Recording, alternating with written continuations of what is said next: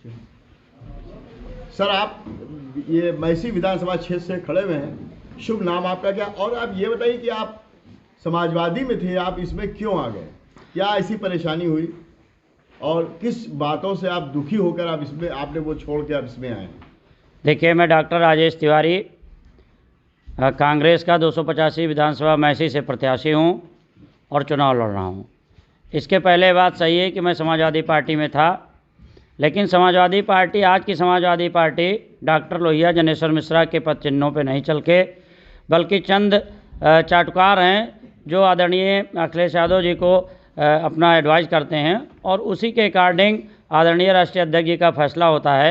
हमने अपने को उसमें बहुत ही असहज महसूस किया इन सब चीज़ों के कारण, और फिर हमें ये फैसला लेना पड़ा कि समाजवादी पार्टी छोड़ के हमें कांग्रेस ज्वाइन करनी चाहिए और मैं कांग्रेस में शामिल हुआ। क्या अखिलेश जी के जो चाटुकार जिनको आप कह रहे हैं, क्या वो हराना चाहते हैं इस पार्टी को, या किसी और पार्टी ने इसमें ऐसा करा है कि ये अखिलेश जी मुख्यमंत्री न बन पाए? देखिए, निश्चित तौर पे जो आदरणीय अखिलेश यादव जी की टीम है वो अनमेच्योर्ड है और पार्टी हित में उनका कोई फैसला नहीं है। अगर देखा जाए तो ये एक मैसी विधानसभा नहीं, उत्तर प्रदेश में सैकड़ों ऐसे समाजवादी साथी हैं जो लगातार ईमानदारी से पार्टी के साथ थे और उन्होंने पार्टी छोड़ी। अभी हमारी बगल में 30 साल पुराने, 35 साल पुराने समाजवादी कई बार विधायक रहे, MLC रहे, आदरणीय रमजान साहब, वो भी अभी परसों समाजवादी पार्टी छोड़ के कांग्रेस में शामिल हुए और कांग्रेस ने उनको वहाँ प्रत्याशी बनाया।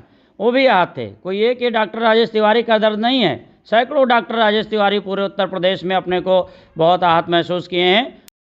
इलेक्शन आप जीत जाएंगे तो क्षेत्र के लिए किन विकास के लिए आप सबसे पहले प्राथमिकता रखेंगे अपनी? देखिए, हमारी मैसी विधानसभा पूरी तरीके से बाढ़ प्रभावित क्षेत्र है। लगभग 65 ग्राम पंचायतें पूरी तरीके से बाढ़ में जलमग्न हो जाती हैं। बहुत ही वहाँ की विभीषिका है। पहला तो हमारा उद्देश्य ये होगा, पहला हमारी कोशिश होगी कि उन बाढ़ प्रभावित लोग हैं वहाँ पे एक अस्थायी रूप से कार्य योजना बने ताकि उनको उससे निजात मिल सके, और जितने बाढ़ से कटान और बाढ़ प्रभावित लोग हैं उनको पुनर्स्थापित करने के लिए उनको सरकार के द्वारा ज़मीन दी जाए। ज़मीन के बाद उनका आवास बनवा के दिया जाए ताकि वो सकुशल अपने परिवार के साथ जीवन यापन कर सकें, व्यतीत कर सकें। आप अब तक पहला आपने जैसे बताया कि बाढ़ से आप पीड़ित लोग हैं, बाढ़ के आने के समय आपने लोगों के साथ क्या व्यवहार किया है, क्या उनको सहूलियत दी है?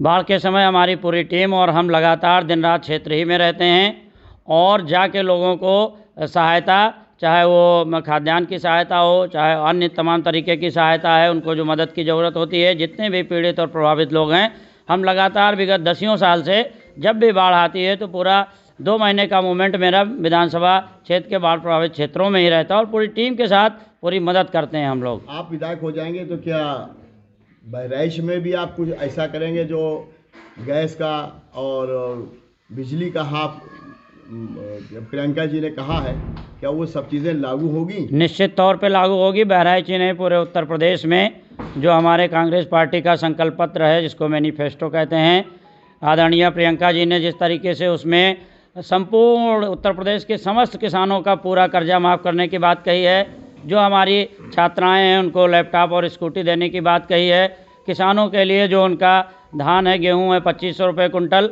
जो गन्ना है 400 रुपये कुंटल देने की बात कही है, 10 लाख तक का जो इलाज है सरकारी, जो हमारे आम जनमानस हैं, चाहे वो छोटा है, बड़ा है, हिंदू है, मुसलमान है, सबको गंभीर बीमारी में मुफ्त इलाज की बात जो कही गई है उसका लाभ मिलेगा। जो संविदा कर्मी हैं उनको नियमितीकरण करने की बात कही है जिसको किया जाएगा।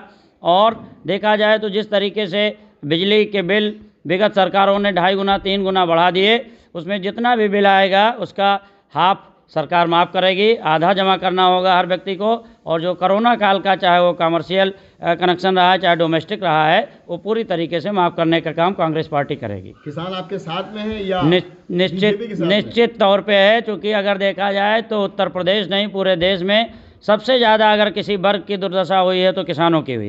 से कर्ज पानी लेके अपनी फसल जुताई गुड़ाई करके फसल बोता है, उगाता है, इसके बाद में जो ये छुट्टा जानवरों का आतंक है, जिस तरीके से ये लोग उसको बर्बाद करने का काम कर रहे हैं, और जो हमारा किसान है वो रात में अपने घरों में न सो के बल्कि चौकीदारी के रूप में जाके खेतों में सोता है। इतनी ठंडी कड़ाके की ठंडी में जाके सबसे ज़्यादा दुर्दशा तो किसानों की है। निश्चित रूप से किसान मन बना चुका है कांग्रेस का समर्थन करने का, और निश्चित रूप से कांग्रेस की सरकार ये बनेगी। गाय गोरू के ऊपर आप क्या करेंगे जो आवारा पशु निकलते हैं? आवारा पशुओं, ये तो सरकार की नाकामी है।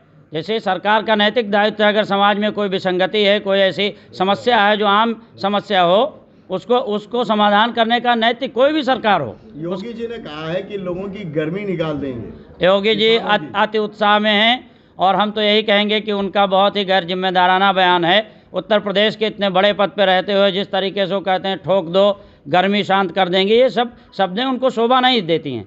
ये इससे उन्होंने अपनी छवि को खराब करने का काम किया है। विधानसभा को क्या मैसेज देना चाहेंगे? पूरे विधानसभा के लोगों का आशीर्वाद और समर्थन चाहता हूं। निश्चित तौर पर डॉक्टर राजेश तिवारी एक सेवक की बात, जनप्रतिनिधि नहीं बल्कि सेवक की बात, विगत 10 वर्ष से क्षेत्र में एक एक व्यक्ति के, चाहे हिंदू भाई हो चाहे मुसलमान भाई हो, उसके सुख दुख में ताकत के साथ खड़े रहे हैं। और यकीनन 10 मार्च को काउंटिंग होगी, 11 मार्च से पुनः डॉक्टर राजेश तिवारी उसी तरीके से एक भाई की तरह, एक बेटे की तरह से अपने विधानसभा के एक एक व्यक्ति के साथ उसके सुख दुख में खड़े रहेंगे और उनकी मदद करने का काम करेंगे।